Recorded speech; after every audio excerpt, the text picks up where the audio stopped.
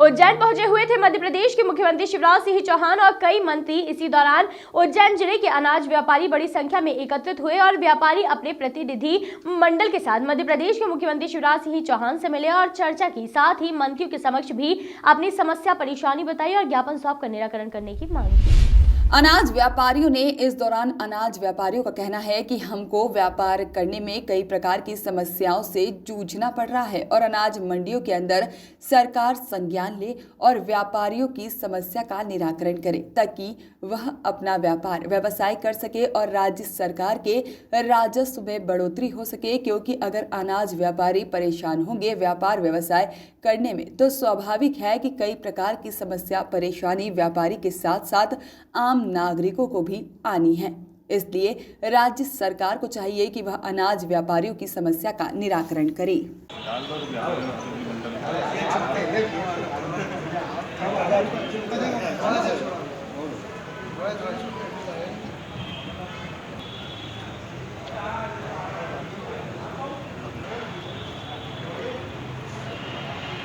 आज का जो व्यापारियों का ज्ञापन था किन किन विषयों को लेकर था और किस प्रकार से चर्चा रही और किस प्रकार से क्या है? अभी मुख्यमंत्री जी चर्चा करके जो हमारा मंडी शुल्क 50 पैसे किया है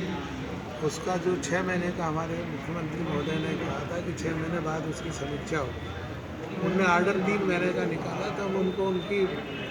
जो वादा है उस वादे को याद दिलाना है कि 6 महीने बाद समीक्षा करें, उसके बाद कोई परिवर्तन करें। तो वो उस पर चर्चा करना है और उनसे चर्चा का समाधान होगा, ऐसी हमें उम्मीद है। किस प्रकार से वर्तमान समय में अनाज व्यापारियों को दिक्कतें आ रही है व्यापार करने के दौरान और किस प्रकार से समस्याओं का सामना करना पड़ रहा है? व्यापार को करने में तो दिक्कत ये है कि जिस तरह से कानून की व्यवस्थाएं व्याख्या है और जिस तरह से उसके कागज पत्री है उनसे व्यापारी त्रस्त है।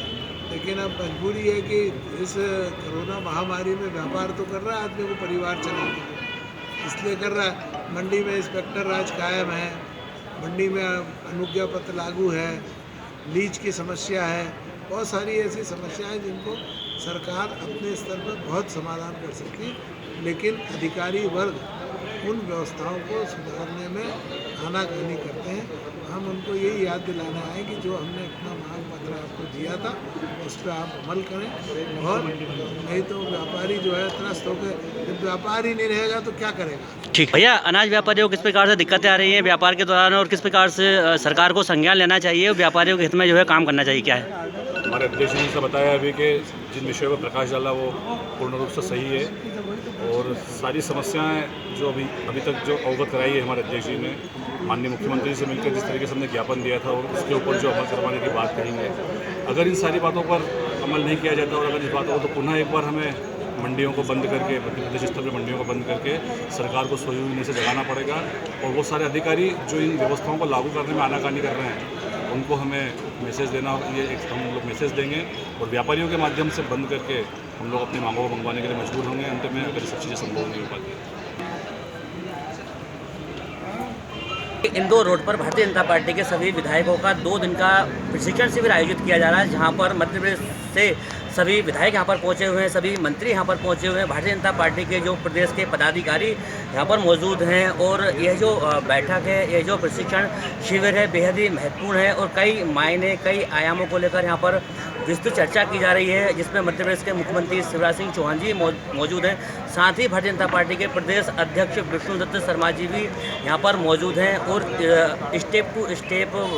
प्लानिंग के रूप में यहाँ पर चर्चा की जा रही है। आने वाले समय में जो है कई नगरीय निकाय और कई चुनाव भी होना है, साथ ही अनुशासन रीति को लेकर भी यहाँ पर महत्वपूर्ण चर्चा की जा रही है और सभी विधायक यहाँ पर मौजूद हैं और यह प्रशिक्षण शिविर आयोजित हो रहा है। हमारे साथ भारतीय जनता पार्टी के प्रदेश प्रवक्ता राजपाल सिंह जी यादव राजपाल सिंह जी मौजूद हैं। किस प्रकार से यह कार्यक्रम विशेष मायने हैं और किस प्रकार से क्या है